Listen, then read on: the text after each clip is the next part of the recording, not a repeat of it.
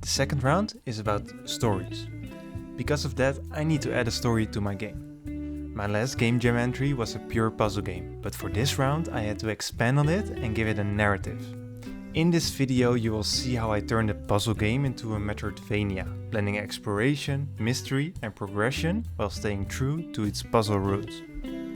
So the game jam I joined is called GDKO, which stands for Game Dev Knockout.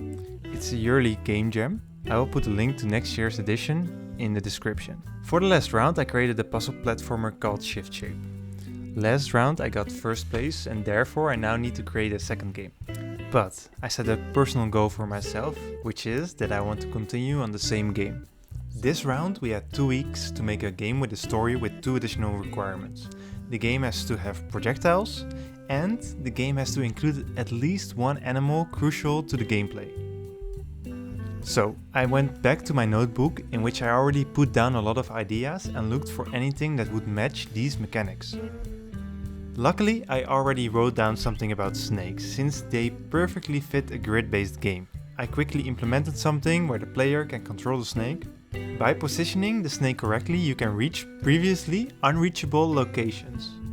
For the projectile, it was also fairly straightforward. I just watched Arcane and that already made me think about some kind of magic icon system.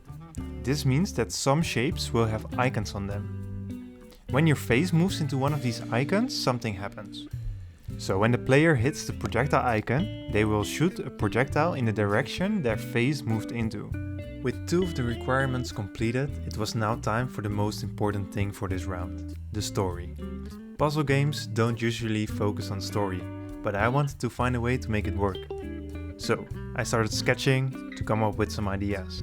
Eventually I came up with this idea of a holy puzzle falling apart and the player is one of the pieces of this puzzle. I shared this with other developers in the Game Jam Discord and they inspired me to think of Tunic. I took a bit of a pause in the meantime. I went on holiday and did some hiking and relaxing. Something about getting lost, finding hidden paths and uncovering small details really stuck with me.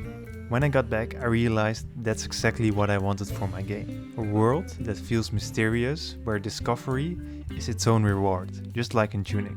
I watched a video from GDC where the creator of Tunic presents his design philosophy for the game. You can think of it as a little path, track leading off into the darkness or into the mist. And when we play games, we're keeping a mental map of all of these little paths. We're playing a game with secrets in it. Say, there's this giant door up in the mountains. I don't know what it's all about. I found this weird item. I'm not sure what it's for. There's a monolith on the cliffside that I can tell is important. There's a chest that I couldn't get to. The biggest takeaway is about paths. It was designed so that players constantly discover new paths and hidden connections. I wanted to do the same. I would turn my puzzle game into a Metroidvania where you collect shapes to unlock new areas, but instead of telling the story directly, I'd create a cryptic in-game manual so players could figure it out on their own and create their own story. To do this, I first needed to create a game world, so I opened Unity and created a level. Let's take a look at the start of the game. You're part of a big white tower, but once you start moving, it collapses. You go down and see the first pages of the manual, but you cannot read the whole page since there's a lot of strange symbols. And there seems to be a page you cannot reach. You pass the first puzzle and the second. You find the second shape and eventually the map of the game. And that's the end of the tutorial tower. I tried to make the game mysterious.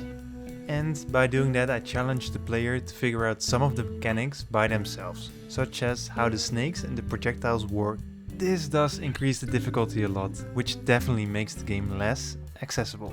I hope that I did not make the game too difficult. Also, I'm not sure if the in-game manual is a good addition to the game or whether I should stick to just the Metroidvania part.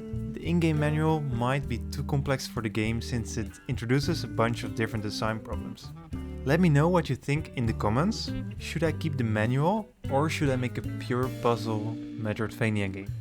Even if I end up not using the manual in the game, I learned something valuable and that enables me to change the direction of the game. That's perfect, since game jams are about experimentation. So, will this risky experiment pay off, or did I just make my game too complicated?